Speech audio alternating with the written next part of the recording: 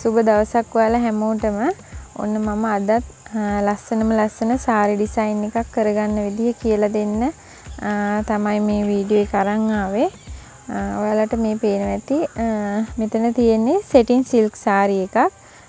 Setting silk sari එකට මේ වගේ ලස්සන බෝඩර් එකක් පාවිච්චි කරලා තමයි මම මේ සාරිය හදාගෙන තියෙන්නේ. ඉතින් අපි බලමු කොහොමද මේ සාරිය හදාගන්නේ කියලා.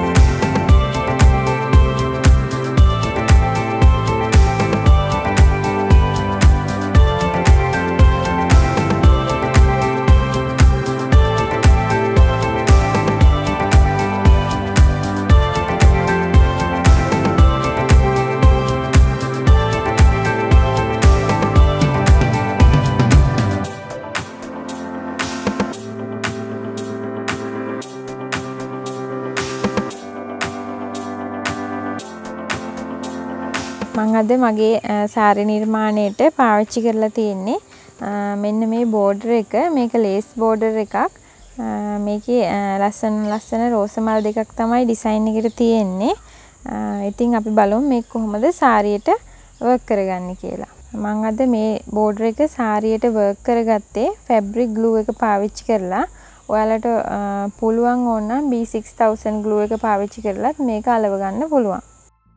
අද මම මගේ මේ ඩිසයින් එකට ස්ටෝන්ස් වර්ග කීපයක් සහ පාට වර්ග කීපයක් පාවිච්චි කරා. මේ තියෙන්නේ රෙඩ් කලර් ස්ටෝන් එක. මේ තියෙන්නේ ගෝල්ඩ් කලර් ස්ටෝන් එක. මම ගෝල්ඩ් පාටත් මේකට පාවිච්චි කරා. මගේ සාරිය සිල්ක් සෙටින් ගෝල්ඩ් කලර් නිසා. එතකොට මේ තියෙන්නේ මල්ටි කලර් ස්ටෝන් එක. මම ඒකත් මේකට පාවිච්චි කරා. මේ තියෙන්නේ ක්‍රිස්ටල් ස්ටෝන් එක. අද මම ක්‍රිස්ටල් ස්ටෝන් එක පාවිච්චි කරාට ක්‍රිස්ටල් රින්ග්ස් පාවිච්චි කරන්නේ නැහැ. මේක පර්ල් එක 6mm පර්ල් එක ඩල් ගෝල්ඩ් පාට තියෙන්නේ. ඉතින් මම මේකත් පාවිච්චි කරා මගේ මේ නිර්මාණය කරගන්න. මේ නිර්මාණයට මම මේ වෝටර් ඩ්‍රොප් හැඩේ තියෙන ස්ටෝන් එකත් පාවිච්චි කරා. මේක නෝමල් ස්ටෝන් එක.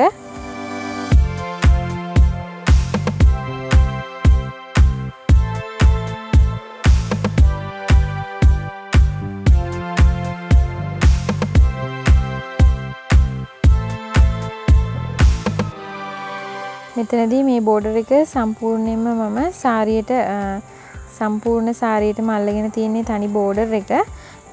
ඉතින් මේකෙදි සාරියට අල්ලනකොට මේ කන පිට පැත්තෙන් අපි අවුට්ලයින් එක වටේට ගම් දා ගන්නකොට පොඩ්ඩක් අවුට්ලයින් එක අයින්ටම නැතුව මෙහෙට වෙන්න ගම් දා ගන්න ඕනේ.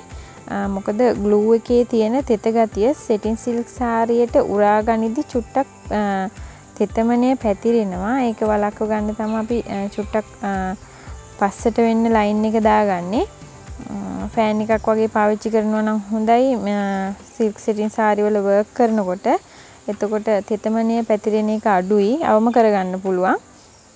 ඒක නිසා මේ සම්පූර්ණ මලට ගම් ගන්න අවශ්‍ය නැහැ. අවුට්ලයින් එකයි මේ මැද්දෙන් තැන් දෙක තුනක ගාගත්තාම හොඳටම ඇති.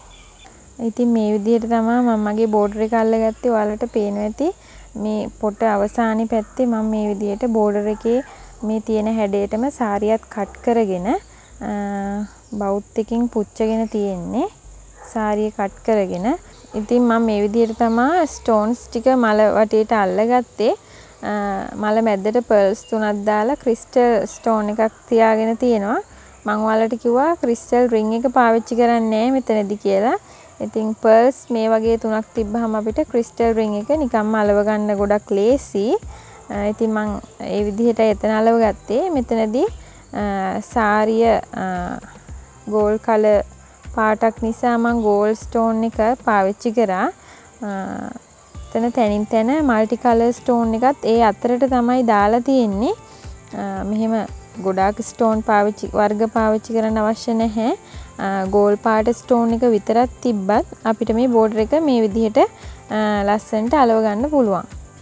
ඉතින් මම කිව්වා වෝටර් ඩ්‍රොප් හැඩේ තියෙන ස්ටෝන්ස් නෝමල් ස්ටෝන් එක පාවිච්චි කරා කියලා. ඉතින් මම ඒක පාවිච්චි කරේ මේ සාරියේ මැද්දට තැනින් තැනට තමයි ඒක පාවිච්චි කරලා තියෙන්නේ. ඒ වගේම රතු පාට ස්ටෝන්ස් තැනින් තැන පාවිච්චි කරලා තියෙනවා. සාරිය ගොඩක් ලස්සන වෙන්න ඒක පාවිච්චි කරා. ඉතින් බෝඩර් එකට මෙච්චර ස්ටෝන්ස් ප්‍රමාණයක් පාවිච්චි කරන්න අවශ්‍ය නැහැ. ඔයාලට පුළුවන් පර්ල් එකයි ගෝල්ඩ් පාට ස්ටෝන්ස් එක විතරක් තිබ්බත් ඔයාලට මේක ලස්සනට බෝඩර් එක වර්ක් කරගන්න පුළුවන්.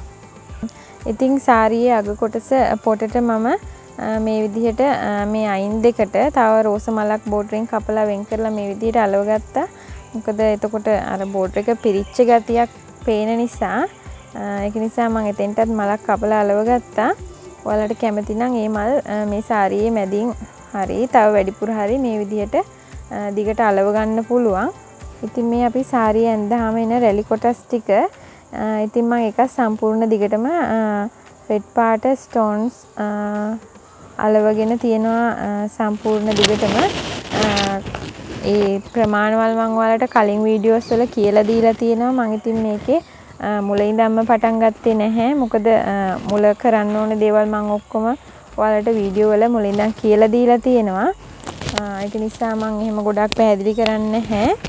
මේ තියෙන්නේ මගේ ජැකට් පීස් එක වර්ක් කරගත්ත විදිය. මම මේකට ජැකට් පීස් එකට මේ ලේස් බෝඩරේම කොටසක් පාවිච්චි කරලා මේ විදියට ස්ටෝන්ස් ටිකක් පාවිච්චි කරලා තියෙනවා.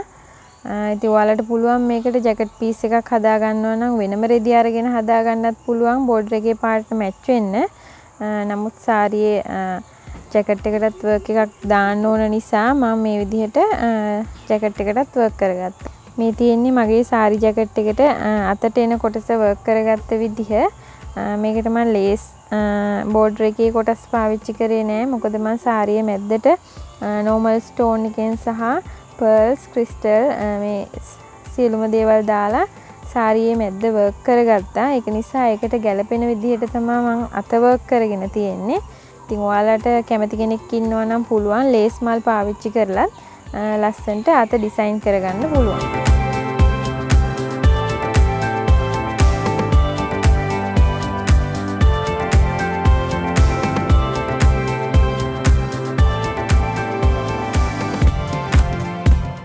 ඔයාලට අද මේ මම සාරි වර්ක් එකට පාවිච්චි කරපු බෝඩර් එක පර්චේස් කරලා ගන්න පුළුවන්. මම පල්ලෙහෙන් ලින්ක් එක දානවා. ඔයාලට එතෙන්ට ගිහින් බලන්න පුළුවන්.